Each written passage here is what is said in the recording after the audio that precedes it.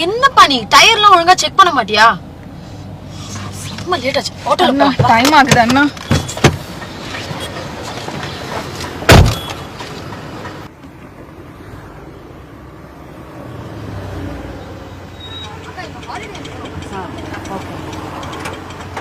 வணக்கம் மேடம்.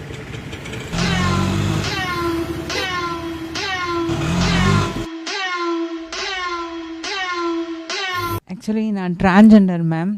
அப்போ நான் ஒர்க் பண்ணும்போது நான் பாயாக தான் இருந்தேன். அப்போ நான் உங்களுக்கு அசிஸ்டண்ட்டாக ஒர்க் பண்ணேன். அப்புறம் நான் சேஞ்ச் ஆகிட்ட பிறகு திரும்பி சினிமாவில் நிறைய இடத்துல வேலை கேட்டேன், வேலை கிடைக்கல. அதுக்கப்புறம் தான் இந்த டிரைவர் இதுக்கு வந்தது. அப்புறம் பியூட்டிஷியன் படிச்சிருக்கேன், பியூட்டிஷியனும் பண்ணிகிட்ருக்கேன். ஒரு 4 இயர்ஸ்க்கு முன்னாடி உங்களுக்கே கூட மெசேஜ் பண்ணேன், அது நீங்கள் பார்த்தீங்களா இல்லையான்னு தெரியல. அக்கா நான் இப்போ இப்படி இருக்கேன்க்கா, எனக்கு வேலை ஏதாவது கிடைக்குமாக்கா அப்படின்னு சொல்லிட்டு உங்களுக்கே கூட ஒரு வாட்டி மெசேஜ்லாம் கூட நான் பண்ணியிருக்கேன். அப்போ வந்து டிபியில் அம்மா அண்ணன் நீங்கள் இது ஃபாரின் போன மாதிரி ஒரு டிபி வச்சுருந்தீங்க. உங்கள் நம்பர் நான் எப்படியோ எடுத்து கேட்டு நான் உங்களுக்கு மெசேஜ் பண்ணிகிட்டு இருந்தேன். அதுதான் மேம். சாரிம்மா, எனக்கு சத்தியமாக தெரியல. But you should be very proud of yourself. நான் ரொம்ப ப்ரௌடாக இருக்கிறேன் மேடம். நீங்கள் அப்போ எப்படி இருந்தீங்களோ அது வரைக்கும் நீங்கள் இப்படியே தான் இருக்கீங்க. ரொம்ப எல்லாருக்கிட்டையும் பழகிற விதமாகட்டும் எல்லாமே இருக்கட்டும், அப்பத்துல இருந்த மாதிரி நான் சொல்லுவேன். எங்ககிட்ட கூட நான் சொல்லியிருக்கேன், அவங்க நான் அசிஸ்டண்ட் நான் கூட வேலை செய்கிறேன்னு பார்க்க மாட்டாங்க, கூட நான் அவங்கள ஒருத்தன் அப்படின்ற மாதிரி நான் பார்ப்பாங்க. அவங்க இன்னமும் அப்படியே தான் இருக்காங்க அப்படின்னு சொல்லிட்டு நான் சொல்லிட்டு இருக்கேன். வீட்லேயும் சொல்லியிருக்கேன், எல்லாருக்கிட்டையும் சொல்லியிருக்கேன். சீரியஸாக நீங்கள் இன்னும் வந்து ரொம்ப ஒரு பெரிய இடத்துக்கு நான் போகணும்னு ஆசைப்படுறேன். பிளஸ் பண்ணிக்கிறேன் உங்களுக்காக. நான் கண்டிப்பா நீங்க இன்னும் நிறைய பெரிய இடத்துக்கு. சாரி, நான் தெரியல எனக்கு. ஏன்னா நிறைய மெசேஜஸ் வரும் ரேண்டமா, அது நம்மளுக்கு கரெக்டா ரீச் ஆகல. But anyways all the best. இப்போ நீங்க ஆட்டோ டிரைவர் எத்தனை வருஷமா ஓட்டிட்டு இருக்கீங்க? 4 இயர்ஸ் ஓட்டிட்டு இருக்கேன் மேம். சூப்பர்.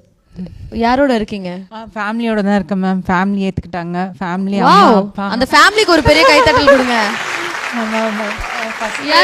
யாரா இருக்காங்க உங்க ஃபேமிலில? எனக்கு 3 சிஸ்டர் இருக்காங்க. நான் தான் ஃபர்ஸ்ட் வீட்டில் ஃபர்ஸ்ட் ஃபேமிலியில் ஏற்றுக்கலாம். ஏன்னா சிஸ்டர்லாம் இருக்காங்க, அவங்களுக்கு மேரேஜ்லாம் பண்ணணும், நீ இருந்தேன்னா மேரேஜ்லாம் பண்ண முடியாது அப்படின்னு சொல்லிட்டு வீட்டில் ஏற்றுக்க முடியாதுன்ட்டாங்க.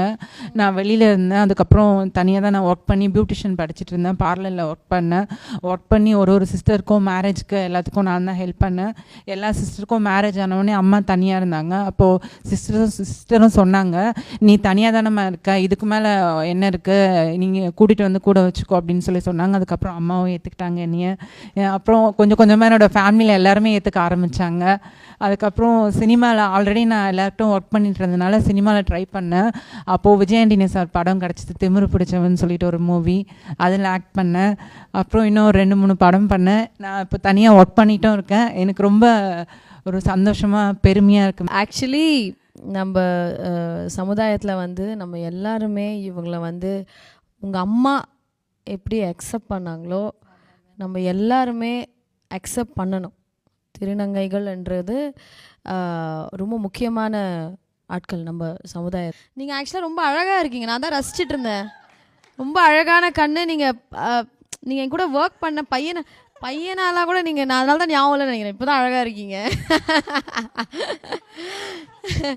சூப்பராக அழகாக இருக்கீங்க. நான் தான் உங்களை பார்த்துட்டே இருக்கேன். கண் அவ்வளோ அழகாக இருக்குது, ரொம்ப க்யூட், ரொம்ப ஸ்வீட். ஆனால் உங்கள் hats off to your family and அம்மா.